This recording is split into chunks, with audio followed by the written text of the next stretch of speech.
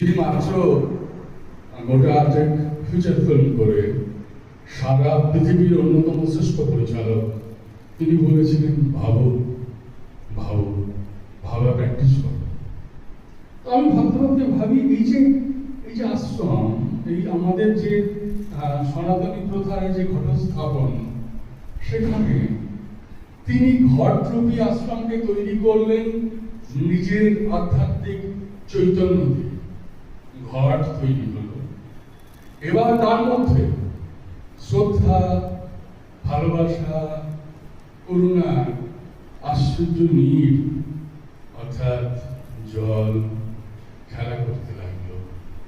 সেই পবিত্র নীরের উপর পঞ্চপল্লব, শান্তি, প্রেম, ঐক্য, সেবা, মানুষের কল্যাণ, সাধারণ মানুষের কাছে যাওয়া, তাদের কাছে পৌঁছানো, তার উপর সশীষ ডাব, সেইটা গুরুদেবের আশীর্বাদ।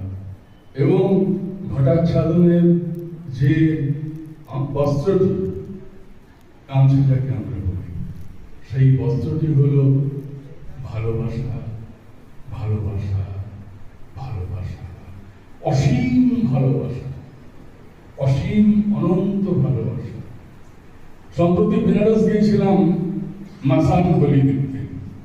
কুম্ভমেলা শেষ করে কুম্ভে দিন 15 থেকে তারপর কাশী।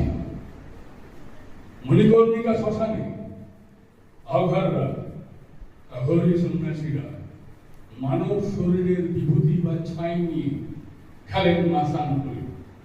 রংভরি একাদশীর পর শুরু হয় সেই মাসান হোলির কর্মকাণ্ড।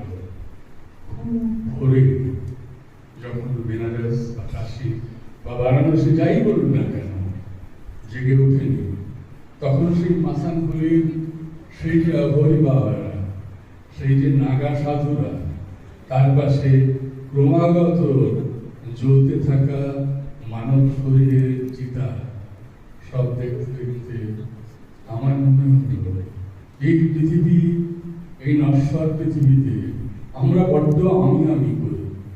আমি আমি আমি স্কোয়ার, আমি কিউব, আমি